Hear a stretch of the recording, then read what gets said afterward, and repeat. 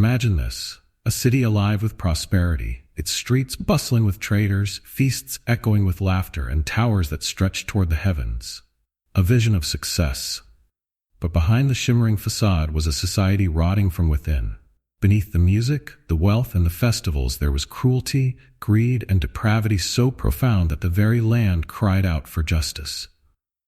This was Sodom, and its infamous sister city, Gomorrah. But here's the question no one asks. Was their destruction inevitable, or could it have been avoided? Could the actions of a single person have changed the course of history?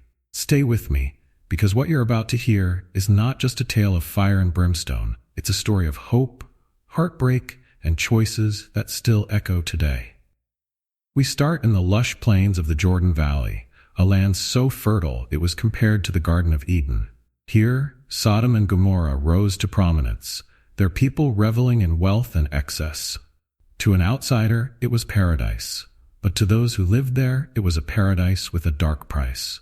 Exploitation, cruelty, and unchecked indulgence had poisoned the soul of these cities.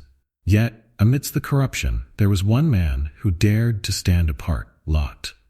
Lot wasn't a hero in the traditional sense. He was a man caught between two worlds, the moral teachings of his uncle Abraham and the allure of the city's wealth and opportunity. When he chose to settle near Sodom, he had no idea that his story would become a timeless cautionary tale. Meanwhile, far from the cities, Abraham, a man of unwavering faith, was visited by three mysterious figures. Imagine his awe as he realized they were messengers from God. But their message wasn't one of hope. It was a declaration of judgment. The outcry against Sodom and Gomorrah is so great, they said, that their sin is grievous. In an extraordinary act of courage and compassion, Abraham pleaded with God, "Will you sweep away the righteous with the wicked?" His words were not just an appeal for justice, but a desperate attempt to save lives. What if there are 50 righteous people? 45, 30, 20, 10? Each question carried the weight of thousands of lives, a testament to Abraham's belief in the goodness that might still remain. Now we turn to Sodom, where Lot's story takes center stage. Imagine the tension as two angelic visitors arrive in the city under cover of night. Lot, recognizing their divine nature, insists they stay in his home. But their presence doesn't go unnoticed. By nightfall, a mob forms outside his door, their demands horrifying in their audacity. The pounding on the door grows louder, the shouts more menacing. Lot, trembling but determined, steps outside to face them. "Do not do this wicked thing," he pleads, his voice shaking. But the mob's fury only grows. This moment isn't just a confrontation, it's the soul of Sodom laid bare. The angels intervene, striking the mob with blindness, and deliver a chilling command: "Flee for your lives, do not look back." And so Lot and his family run. Picture the chaos as fire rains from the sky, consuming everything in its path. The air is thick with smoke and the cries of the doomed. Lot's wife hesitates, torn between her past and her future. She turns, just for a moment, but it's enough.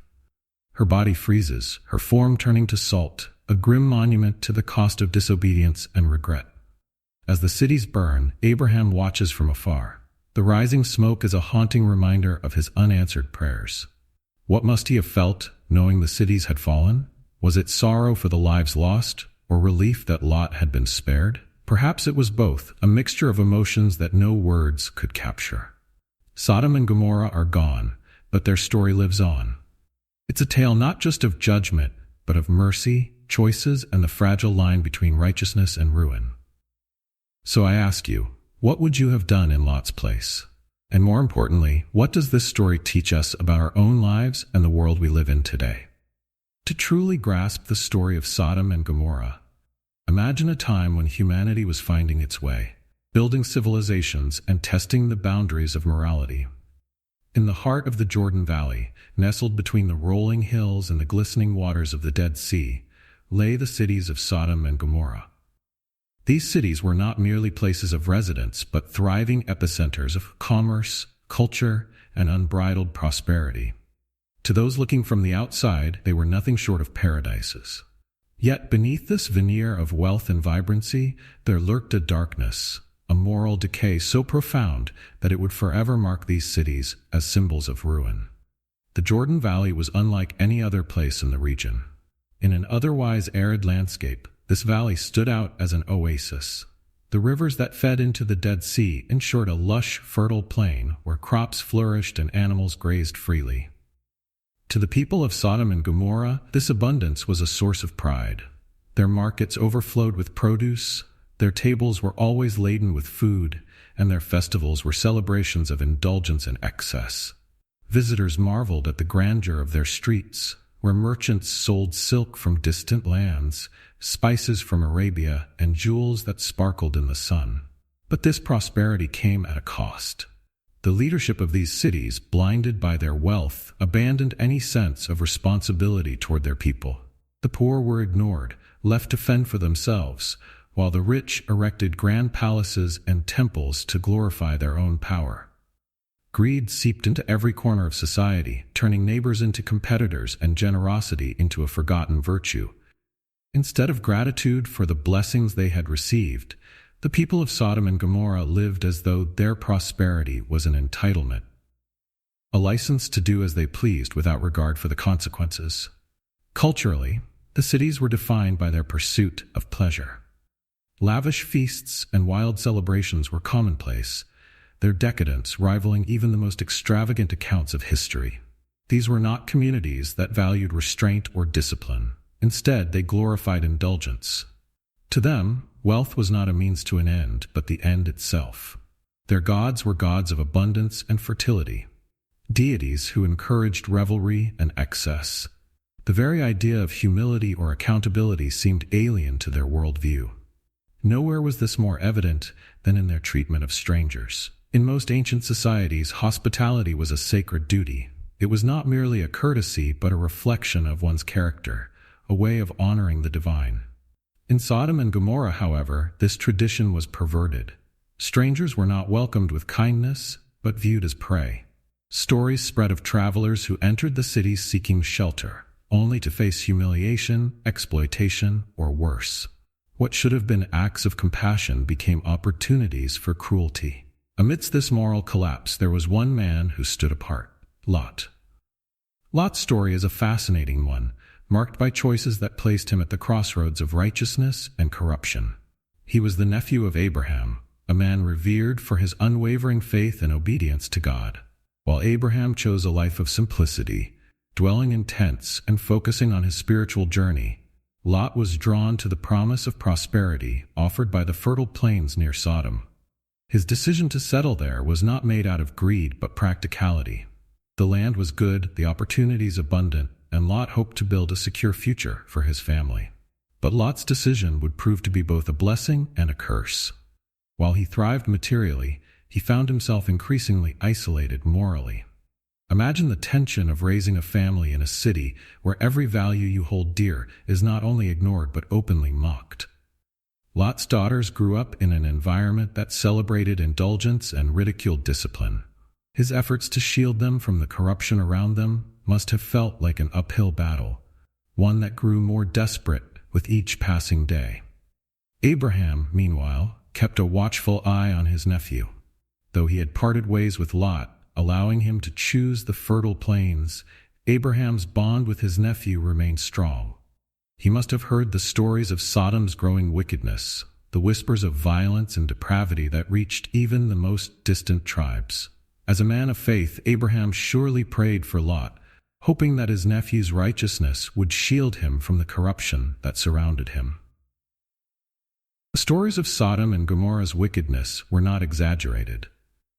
Travelers spoke of scenes that defied comprehension, acts of violence carried out in broad daylight, leaders who cared only for their own wealth, and a populace that celebrated cruelty as if it were a virtue. The outcry against these cities grew louder, not just from their victims, but from the very earth itself.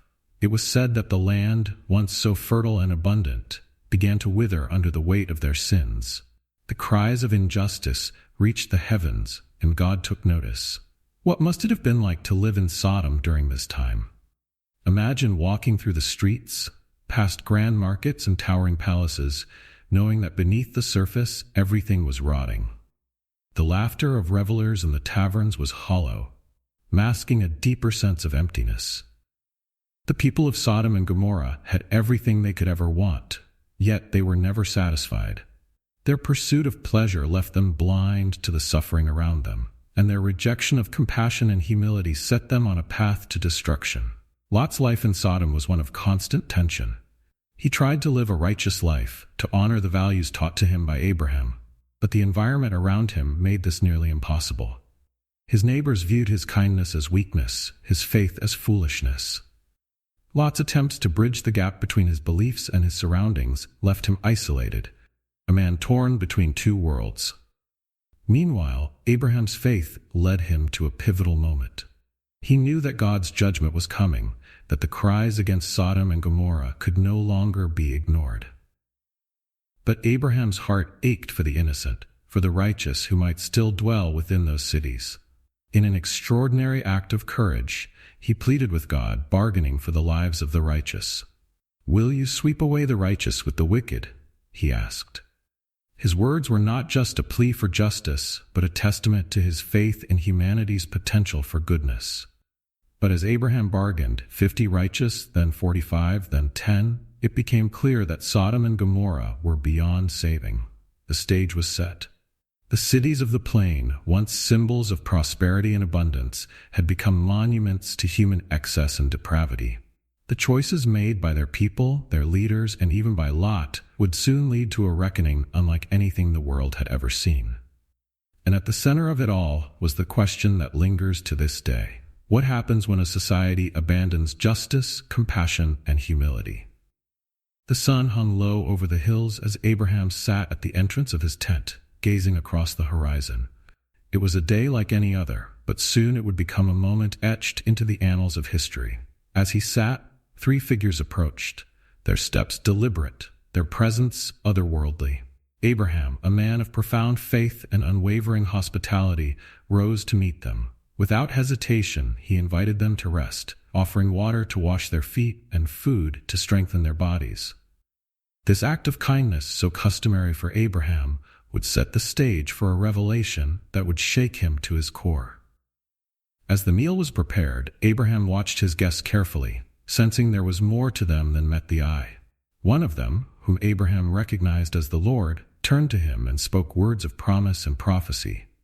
It was here that Sarah, Abraham's wife, overheard the divine promise of a son, a moment filled with disbelief and quiet laughter. But as the laughter faded, the conversation shifted, and the mood grew heavy. The Lord revealed his purpose for visiting. The outcry against Sodom and Gomorrah is great, and their sin is very grievous. I will go down now and see whether they have done altogether according to the cry of it which has come unto me. These words struck Abraham with a wave of dread. He knew what they meant. The cities, known far and wide for their depravity, were on the brink of divine judgment, and within those cities was Lot, his nephew, and his family. In a display of both courage and compassion, Abraham stood before the Lord and pleaded for mercy. "Wilt thou also destroy the righteous with the wicked?" he asked, his voice trembling but resolute. It was not a challenge but a plea, a desperate attempt to save not only his nephew, but anyone who might still walk in righteousness within those cursed cities. Abraham's negotiation began. "If there are 50 righteous within the city, wilt thou also destroy and not spare the place for the 50 righteous that are therein?" The Lord's response was merciful. "If I find in Sodom 50 righteous within the city, then I will spare all the place for their sakes." But Abraham's heart was heavy with doubt. Could there truly be 50 righteous people in a place like Sodom? Gathering his courage, he spoke again. "Peradventure there shall lack 5 of the 50 righteous. Wilt thou destroy all the city for lack of 5? Again the Lord relented, agreeing to spare the city for the sake of 45. Abraham's plea continued, each number reflecting his growing realization of the moral decay in Sodom. 40, 30, 20, 10. Each time, the Lord agreed, demonstrating both his justice and his mercy. But with each number, Abraham's heart sank further, for he knew that finding even 10 righteous people in Sodom might be an impossible task. Finally, the negotiation ended, and the Lord departed, leaving Abraham alone in the stillness of the evening, his heart heavy with fear for what was to come. Far away, in the heart of Sodom, Lot was unaware of the dramatic events unfolding. The city, as always, was alive with activity, merchants haggling in the markets, laughter spilling from taverns, and the faint strains of music drifting through the air. It was a place that masked its darkness with noise and light, but beneath the surface, the corruption was as palpable as the stench of the streets. As night fell, two angels entered the city, their arrival unnoticed by the revelers. But Lot, sitting at the gate, saw them and immediately recognized their significance. Rising to meet them, he bowed low and extended an invitation to his home. "Behold now, my lords, turn in, I pray you, into your servant's house, and tarry all night, and wash your feet, and ye shall rise up early and go on your ways." Lot's words were more than a gesture of hospitality. They were a desperate attempt to protect these divine messengers from the horrors of Sodom. At first, the angels declined, saying they would remain in the street all night, but Lot insisted, his voice filled with urgency, and finally they agreed. He brought them into his home, preparing a meal of unleavened bread and ensuring their safety. Yet even as they sat together, the danger outside grew. The men of Sodom, hearing of the strangers' arrival, gathered in the streets. What began as murmurs turned to shouts, and soon a mob formed, their intent clear and horrifying. They surrounded Lot's house, their voices rising in a cacophony of demands. "Where are the men which came into thee this night? Bring them out unto us, that we may know them." These words were not a request but a threat, a chilling reflection of the city's moral degradation. Inside, Lot's heart pounded. He knew the gravity of the situation and the stakes at hand. Stepping outside, he closed the door behind him, facing the mob with trembling resolve. "I pray you, brethren, do not so wickedly," he pleaded. But his words fell on deaf ears. The crowd's shouts grew louder, their intentions more menacing. In a moment of desperation, Lot offered his daughters, a decision born not of malice, but of the impossible position he found himself in, a man torn between protecting his guests and appeasing the mob. Before the mob could act, the angels intervened. With a sudden, blinding light, they struck the men outside with blindness, their cries of confusion and pain filling the night. Pulling Lot back into the house, the angels revealed the gravity of their mission. "Hast thou here any besides? Son-in-law, and thy sons and thy daughters, and whatsoever thou hast in the city, bring them out of this place. For we will destroy this place, because the cry of them is waxen great before the face of the Lord, and the Lord hath sent us to destroy it." Lot's mind raced. The time for negotiation was over. The judgment was final, and the destruction of Sodom was imminent. He rushed to his sons-in-law, begging them to flee with him. But they laughed, dismissing his warnings as the ravings of a madman. Their laughter, like the laughter of Sarah earlier, was a reflection of disbelief, but this time it carried the weight of doom. As dawn approached, the angels urged Lot and his family to flee. "Arise, take thy wife and thy 2 daughters which are here, lest thou be consumed in the iniquity of the city."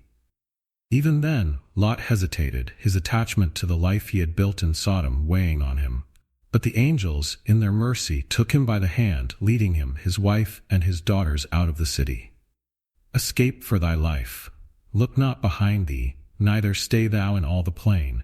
Escape to the mountain, lest thou be consumed," they commanded.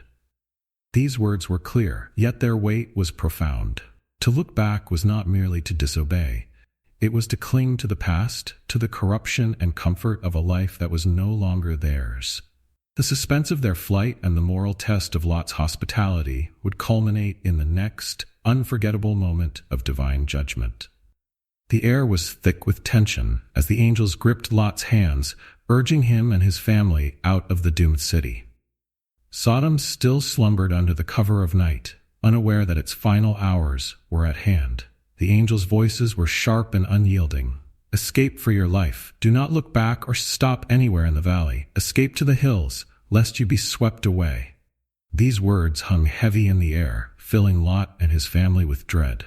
The enormity of what was about to happen was almost too much to comprehend, yet they knew they had no choice but to obey. Lot stumbled forward, his legs weak with fear. His daughters clung to his sides, their faces pale and tear-streaked. His wife lagged slightly behind, glancing over her shoulder at the city they had called home for so long. Though it was a place of wickedness and moral decay, it was still where they had built a life, raised their children, and created memories. Leaving it all behind felt like tearing away a piece of their souls. The angels' sense of urgency only heightened as they practically dragged Lot and his family through the streets. "Flee to the mountains," they commanded. "Do not look back." Every second was a gift, a chance to escape the looming catastrophe that was about to engulf Sodom and Gomorrah. The darkness of the early morning sky seemed to press down on them, as though the heavens themselves were holding their breath for what was to come. But Lot hesitated. The path to the mountains was treacherous, steep, and far. He feared for his family, especially for his wife and daughters, whose strength was already waning under the strain of their hurried escape. Turning to the angels, he pleaded, his voice shaking. "Oh no, my lords, behold, this city is near enough to flee to, and it is a little one. Let me escape there. Is it not a little one? And my life will be saved." He pointed toward Zoar, a small city nearby that lay outside the path of destruction. The angels paused for a moment, considering his request. Finally, they relented, their voices softer but still resolute. "Behold, I grant you this favor also, that I will not overthrow the city of which you have spoken. Escape there quickly, for I can do nothing until you arrive there." With their permission granted, Lot and his family turned toward Zoar, their pace quickening with a renewed sense of urgency. Still, the weight of their decision hung heavy in the air. The angels had spared Zoar for Lot's sake, but it was clear that this reprieve was temporary. The destruction about to befall Sodom and Gomorrah was imminent and unstoppable. The journey to Zoar was a grueling test of endurance and faith. Lot's daughters stumbled as the rough terrain scraped their feet and tore at their clothing. His wife, however, was the one who struggled the most. Her steps were hesitant, her heart still tethered to the life they had left behind. The thought of losing everything, their home, their possessions, their friends, gnawed at her resolve. The words of the angels rang in her ears, "Do not look back." But how could she not? Behind them lay the world she had known, a life that was both familiar and safe despite its moral corruption. As they climbed higher into the hills, the faint glow of dawn began to light the horizon. The air grew heavier, almost electric, as though the earth itself was bracing for what was about to happen. And then it came, the first tremors. The ground beneath their feet began to rumble, the vibrations growing stronger with every step. Lot and his daughters quickened their pace, their hearts pounding in their chests. They could hear it now, a distant roar, like the sound of 1,000 storms colliding at once. But Lot's wife could not move forward. The pull of the past was too strong. Her steps slowed, and then she stopped altogether. Turning her head, she cast one final glance at Sodom, her eyes lingering on the city she had called home. Perhaps it was a moment of regret, a yearning to see if there was still life in the streets she had walked every day. Or perhaps it was simply a refusal to accept the reality of their situation. Whatever the reason, her disobedience sealed her fate. In an instant, her body stiffened, her form freezing in place. A transformation overtook her, as she turned into a pillar of salt, standing stark and immovable against the barren landscape. Lot, hearing the stillness behind him, turned to see her fate but did not stop. The angel's warning echoed in his mind. To look back was to die. Gritting his teeth, he pressed forward, tears streaming down his face as his daughters clung to him, sobbing uncontrollably. The loss of Lot's wife cast a shadow over their escape, a tragic reminder of the cost of hesitation and disobedience. As they neared Zoar, the air behind them filled with the rumble of destruction. The ground trembled with greater force, and the sky began to darken as plumes of smoke and fire rose from the plains below. The cries of Sodom were swallowed by the roar of the impending judgment, but Lot and his daughters dared not look back. Their only hope lay in the small city ahead, a place that offered refuge but no relief from the weight of their loss. Their escape was a journey of grief and resilience, a race against time that left no room for reflection or hesitation. Lot's heart ached with every step, but he knew they had no choice but to move forward. The memory of his wife, now frozen in time, would haunt him forever, a stark symbol of the price of looking back when salvation lay ahead. The moment Lot and his daughters reached Zoar, the heavens seemed to open with an unnatural fury. The calm of dawn shattered as an ominous roar filled the air. The ground beneath the plains trembled violently, as though the earth itself was recoiling from what was about to happen. Lot and his daughters collapsed in exhaustion, just inside the gates of Zoar, their chests heaving from the effort of their escape. But even in their relief, they felt the weight of the impending destruction. Behind them, Sodom and Gomorrah were moments away from annihilation, and then it began. From the skies, fire and brimstone rained down with an intensity that defied comprehension. The first strikes were blinding flashes of light, followed by deafening explosions that echoed across the valley. The fire was unlike any the world had seen, molten, searing, and unrelenting. It devoured everything it touched, leaving nothing but scorched earth in its wake. The streets of Sodom, once filled with merchants and revelers, were now consumed by chaos as buildings crumbled and flames roared through the city. Those who had mocked Lot's warnings found themselves engulfed in the inferno, their screams lost in the cacophony of destruction. The wrath of God was not arbitrary, it was precise and absolute. The fire sought out every corner of the city, sparing nothing. Palaces, homes, temples, and marketplaces, all were reduced to rubble in moments. The air grew thick with smoke, choking and suffocating, blotting out the rising sun. The once lush plains of the Jordan Valley, known for their beauty and fertility, were now transformed into a desolate wasteland. Rivers boiled away, their waters replaced by steaming sulfur and ash, while the ground cracked and splintered under the intense heat. Imagine the sheer terror of those still within the cities.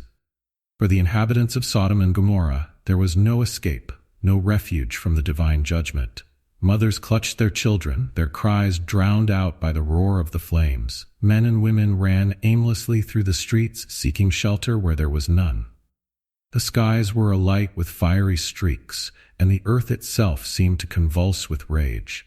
It was a scene of complete annihilation, a cataclysm that would leave an indelible mark on history.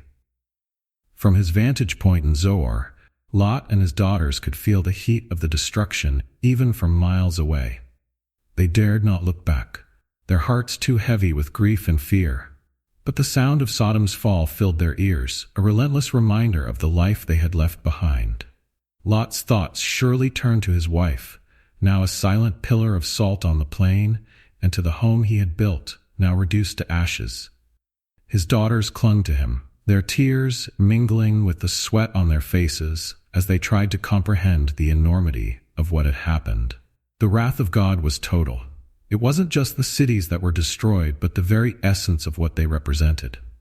Sodom and Gomorrah had become symbols of corruption and moral decay, their sins so grievous that they demanded the most severe judgment. And that judgment was swift, final, and utterly consuming. When the fire finally subsided, an eerie silence settled over the plain. The once bustling cities were now smoldering ruins, their outlines barely visible through the haze of smoke and ash. The air was thick with the acrid stench of sulfur, and the ground was littered with the charred remains of what had once been vibrant communities. The fertile valley, once described as like the garden of the Lord, was now unrecognizable, a barren wasteland, devoid of life. The destruction of Sodom and Gomorrah was not merely a punishment, it was a cleansing, an eradication of the corruption that had plagued the cities. The fire left no room for rebuilding, no chance for redemption. The plains were forever scarred, a haunting reminder of the power of divine judgment. For Lot and his daughters, the aftermath was almost as overwhelming as the destruction itself. They had survived, but at what cost? Everything they had known was gone, wiped away in an instant. The cities, the people, and even the land itself had been consumed by the wrath of God. They were alone, exiles in a desolate world, burdened with the weight of their survival and the memories of what they had witnessed. The destruction of Sodom and Gomorrah stands as one of the most dramatic and sobering events in history. It was not just an act of judgment, but a warning, a testament to the consequences of unchecked sin and the enduring power of divine justice. The cities may be gone, but their story lives on, a powerful reminder of the choices we make and the price we pay for them. For Lot and his daughters, reaching the safety of Zoar brought no comfort. Though the small city had been spared, it offered little reprieve from the horrors they had just endured. The ground beneath their feet still trembled faintly, a lingering echo of the devastation that had consumed their home.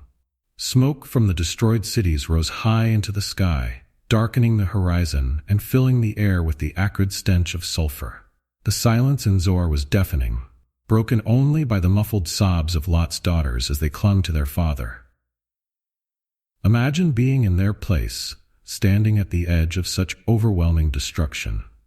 The life you once knew, the home you built, the people you loved, the streets you walked every day, had been reduced to ash in a matter of moments. For Lot's daughters, the loss of their mother was an especially cruel blow. They had watched her fall behind during their desperate escape, her steps slowing as the angel's warnings rang in their ears. And then, her fateful turn, a single glance back at the life she could not leave behind, had sealed her tragic fate. Now she was gone, a monument to disobedience and regret, left behind in the desolation that was once the Jordan Valley. For Lot, the weight of guilt and grief was unbearable. His wife's loss haunted him, her final moments replaying in his mind with relentless clarity. Had he been too slow? Could he have stopped her from turning back? These questions gnawed at him, though he knew the answers would bring no solace. He had escaped with his life, but his survival felt like a hollow victory. The anguish of knowing his wife was forever frozen in salt, while the cities they had lived in burned behind them, was a burden he would carry for the rest of his days. The destruction of Sodom and Gomorrah was not only physical, but deeply emotional. Survivors like Lot and his daughters were left to grapple with the enormity of what they had witnessed. Their memories of the cities, once filled with life and laughter, were now overshadowed by the screams of the dying and the roaring of the flames. The streets they had walked so many times were now unrecognizable, buried beneath smoldering rubble and ash. Even the sky seemed to mourn, its darkened hue reflecting the sorrow that enveloped them. Lot's daughters, though young, were old enough to understand the gravity of their loss. They had grown up in Sodom, their childhood shaped by the rhythms of city life. The festivals, the marketplaces, the familiar faces of neighbors, all of it was gone. In their hearts, a deep fear took root. If Sodom and Gomorrah, great cities of wealth and power, could be obliterated so completely, what hope did they have for the future? The world seemed vast and empty, a wilderness where survival felt impossible. Survivors often describe an overwhelming sense of disbelief after experiencing a catastrophe. For Lot and his daughters, this disbelief would have been magnified tenfold. The scale of the destruction was beyond comprehension. They had heard the cries of the angels, seen the fire rain from the sky, and felt the earth shake beneath their feet. Yet, even as they stood in the relative safety of Zoar, it was difficult to accept the reality of what had happened. Their minds struggled to reconcile the peaceful dawn they had fled with the inferno that now consumed the horizon. As the hours passed, the numbness of shock began to give way to an unbearable ache. Lot's daughters turned to their father for comfort, but he had little to give. His own grief was too great, his mind too clouded with the memories of what had been lost. The weight of his survival pressed down on him, a reminder that while he had been spared, the cost of that mercy was staggering. In the silence of Zoar, surrounded by strangers and shadows, Lot began to feel the true loneliness of his survival. What must it have been like for the people of Zoar to witness the arrival of Lot and his daughters? They would have seen the fear in their eyes, the soot-streaked faces, the trembling hands. They would have heard their fragmented words, their cries of loss, their attempts to describe the indescribable. To the residents of Zoar, the destruction of Sodom and Gomorrah was a distant event, something glimpsed only through the smoke rising on the horizon. But for Lot and his daughters, it was a wound that would never fully heal. The emotional aftermath of Sodom and Gomorrah's destruction is a powerful reminder of the human cost of divine judgment. The cities were wiped from the earth, but their destruction left behind scars that would endure for generations. For Lot and his daughters, survival was not a blessing, but a burden, a constant reminder of the price they had paid for their escape. Their grief was a testament to the fragility of life, the permanence of loss, and the enduring weight of choices made in moments of crisis. The dramatic destruction of Sodom and Gomorrah has captivated minds for millennia, sparking countless debates among historians, theologians, and scientists. While the biblical account describes a divine act of judgment, the sheer scale and vivid detail of the event have led many to explore whether natural phenomena might explain what happened. Could the fiery devastation that obliterated the cities of the plain have been a natural disaster interpreted through the lens of divine intervention? Or was it truly a supernatural act, as described in Scripture? One of the most compelling theories is that the destruction of Sodom and Gomorrah was caused by a massive natural explosion linked to the geology of the region. The cities were situated near the Dead Sea, a location known for its unique and volatile characteristics.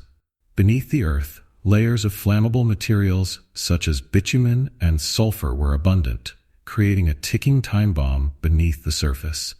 If an earthquake or other seismic activity struck, it could have ignited these deposits, sending fire and brimstone raining down from the sky.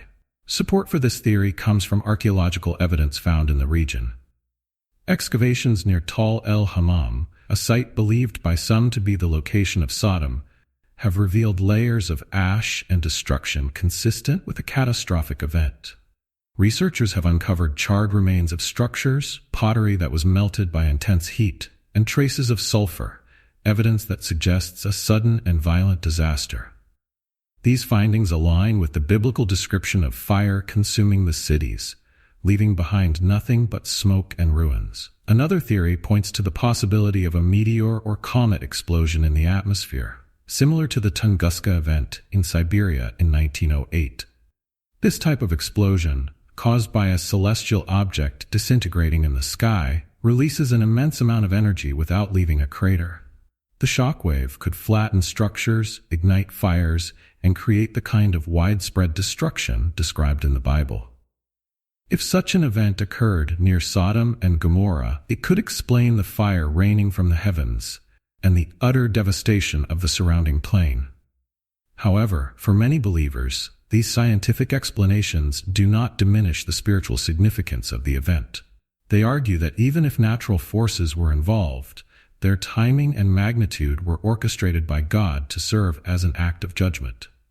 The destruction of Sodom and Gomorrah was not random, but purposeful, a deliberate response to the outcry against their wickedness. To them, the scientific details merely enhance the awe of God's power, demonstrating His ability to use the forces of nature to fulfill His will. The spiritual interpretation of Sodom and Gomorrah's fall has left an enduring legacy, influencing not only religious thought but also cultural and moral perspectives.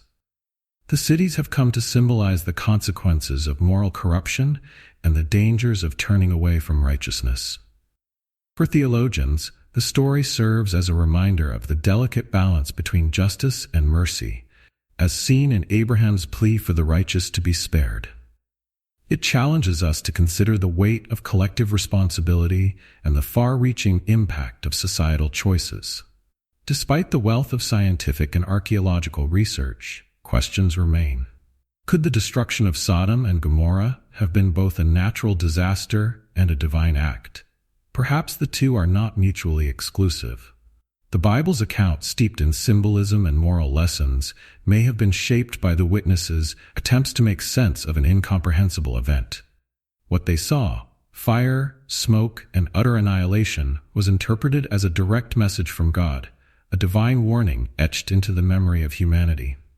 The destruction of Sodom and Gomorrah also serves as a touchstone for examining how we interpret history through the lens of faith. For some, the event is a clear demonstration of divine intervention, while for others, it is a fascinating example of how ancient people understood natural disasters. Regardless of one's perspective, the story continues to resonate because of its universal themes: the struggle between good and evil, the consequences of our actions, and the enduring hope for redemption. Today, the physical location of Sodom and Gomorrah remains a subject of debate. While sites like Tal el-Hammam and Bab ed-Dra present strong candidates, the exact locations may never be definitively proven. Yet this uncertainty does not diminish the story's power.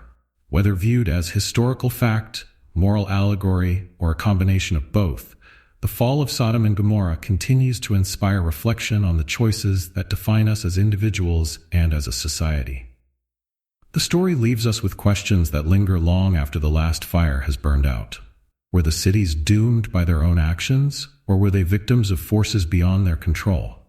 Could such a calamity happen again, and if so, would we recognize it for what it is? In the end, the destruction of Sodom and Gomorrah is a reminder of humanity's fragility, the power of nature, and the enduring consequences of moral decay. The story of Sodom and Gomorrah is as much about morality and justice as it is about fire and brimstone. At its heart lies a profound question. Was the punishment fair?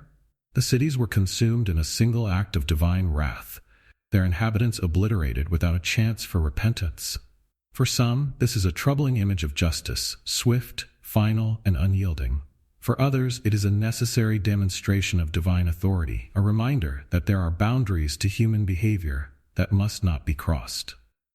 To understand the fairness of the punishment, one must consider the gravity of the sins attributed to Sodom and Gomorrah. These were not ordinary transgressions, but systemic and pervasive acts of violence, exploitation, and disregard for the vulnerable.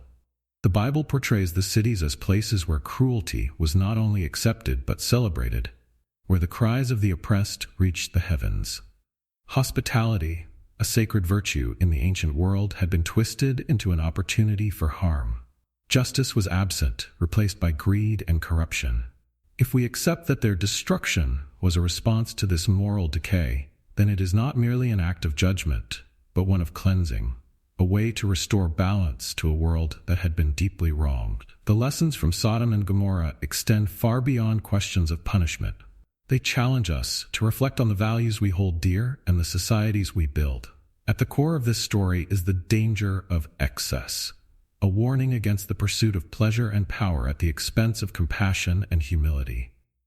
Sodom and Gomorrah were cities of great wealth and influence, yet their riches became their downfall. Their refusal to care for the poor, to offer kindness to strangers, and to uphold justice led to their ruin. This is a timeless lesson, one that speaks to the perils of prioritizing self-interest over the greater good. Compassion, or the lack thereof, plays a pivotal role in the story. Abraham's plea for the righteous highlights the potential for mercy, even in the face of overwhelming sin. His negotiation with God, 50 righteous people, then 45, then 10, demonstrates the value of every individual life. Yet the inability to find even 10 righteous people in 2 entire cities is a stark indictment of their moral state. The story challenges us to consider our own capacity for compassion. How often do we fail to hear the cries of the vulnerable? How often do we turn a blind eye to injustice because it is easier than confronting it? The fine line between judgment and mercy is another theme that resonates deeply. God's willingness to spare the cities for the sake of a few righteous individuals shows a balance between justice and compassion. Yet, when none could be found, the judgment was absolute. This duality is at the heart of many moral and philosophical debates. Can mercy exist without justice? Can justice be served without mercy? The story of Sodom and Gomorrah forces us to wrestle with these questions, pushing us to examine our own beliefs about right and wrong. Archaeological discoveries have added a fascinating layer to this ancient story, bridging the gap between faith and history. Sites such as Tal el-Hammam and Bab ed-Dra have yielded evidence that supports the existence of catastrophic events in the region. Layers of ash, evidence of sudden destruction, and signs of intense heat align with the biblical account of fire and brimstone. These findings, while not definitive, lend credibility to the idea that Sodom and Gomorrah were real places, their fate sealed by a combination of natural and divine forces. For believers, these discoveries are affirmations of faith. For skeptics, they offer a glimpse into the power of nature and its role in shaping human history. The parallels between the story of Sodom and Gomorrah and contemporary society are striking. Though thousands of years have passed, the challenges of morality, justice, and compassion remain as relevant as ever. In a world where wealth is often concentrated in the hands of a few, where the cries of the oppressed still go unheard, and where self-interest often takes precedence over collective well-being, the lessons of Sodom and Gomorrah are as urgent as they are timeless. Are we any different from those ancient cities? Do we, too, risk destruction by ignoring the values that hold our societies together? The story also speaks to the power of choice. Lot's decision to live near Sodom placed him and his family at the center of its moral collapse, yet he struggled to separate himself from its influence. His wife's decision to look back, a single moment of hesitation, cost her everything. These moments of choice remind us of the profound impact our decisions can have, not only on our lives but on those around us. The choices we make, whether to uphold justice or to ignore it, whether to act with compassion or indifference, shape the world in ways both seen and unseen. The enduring legacy of Sodom and Gomorrah lies in its ability to provoke reflection and self-examination. It challenges us to confront our own shortcomings, to question the values we uphold, and to strive for a better, more just world. It is a story that transcends its historical and cultural context, offering lessons that are as relevant today as they were thousands of years ago. Whether viewed through the lens of faith, history, or morality, Sodom and Gomorrah remain a powerful reminder of the consequences of our actions and the enduring importance of compassion, justice, and humility. As we reflect on the fall of these ancient cities, the questions they raise remain deeply personal. Are we living in our own version of Sodom and Gomorrah? And if so, what can we do to change it? The story does not offer easy answers, but it does offer hope. The hope that, like Abraham, we can choose to stand for what is right, to advocate for the righteous, and to build societies that honor the values of justice and mercy. In the end, the legacy of Sodom and Gomorrah is not just one of destruction, but of redemption. A reminder that even in the face of overwhelming darkness, the light of compassion and righteousness can still shine through. The story of Sodom and Gomorrah is far more than an account of destruction. It's a timeless narrative that challenges us to confront the complexities of morality, justice, and the choices that define us. Beneath its vivid imagery of fire raining from the heavens lies a deeper message about humanity's potential for both darkness and redemption. It's a story that speaks to every generation, forcing us to examine not only the world around us, but also the values within ourselves. At its heart, the fall of Sodom and Gomorrah is a story of choices. Lot chose the fertile plains near Sodom, believing it would bring prosperity to his family, but he underestimated the cost of living in a society consumed by corruption. His wife chose to look back, a single moment of hesitation that forever turned her into a cautionary symbol of attachment to a life that had already been lost. And Abraham, standing before the Lord, chose to advocate for the righteous, demonstrating the power of compassion and faith even in the face of impending judgment. The consequences of these choices were profound. Lot and his daughters survived, but they bore the scars of what they had witnessed, carrying the weight of loss and regret into an uncertain future. Sodom and Gomorrah, once thriving cities, were erased from the earth, their ruins buried beneath ash and time. The fertile plains of the Jordan Valley were transformed into a barren wasteland, a haunting reminder of what happens when humanity turns away from justice and compassion. And yet, amidst the devastation, the story offers a glimmer of hope, a chance to reflect, to change, and to build a better future. This isn't just a story of destruction. It's a story of choices, consequences, and hope. It challenges us to consider the kind of world we want to create and the values we want to uphold. Are we building societies rooted in justice, compassion, and humility, or are we repeating the mistakes of Sodom and Gomorrah? The story serves as a mirror, reflecting both our flaws and our potential for goodness. It reminds us that while judgment is inevitable when corruption goes unchecked, there is always room for mercy, redemption, and change. So, what would you have done if you had lived in Sodom? Would you have been one of the righteous, standing apart from the crowd, or would you have been swept away by the culture of greed and indulgence? And more importantly, are we so different today? In a world that often feels divided by self-interest and inequality, the lessons of Sodom and Gomorrah are as relevant as ever. They call us to act with integrity, to stand up for the vulnerable, and to remember that our choices, no matter how small, have the power to shape the future. As we close this journey into one of history's most dramatic and thought-provoking tales, I encourage you to take these lessons to heart. Reflect on the story's themes of justice and mercy, its warnings about the dangers of excess and apathy, and its enduring hope for redemption. And if this exploration has resonated with you, consider sharing it with others. These are stories that challenge the mind and stir the soul, inviting us to think deeply about the kind of people we want to be and the world we want to leave behind.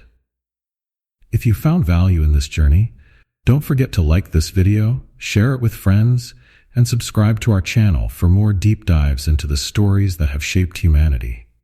Together, we can uncover the lessons of the past and use them to inspire a brighter, more compassionate future. Thank you for watching, and until next time, keep questioning, keep learning, and keep striving to make the world a better place.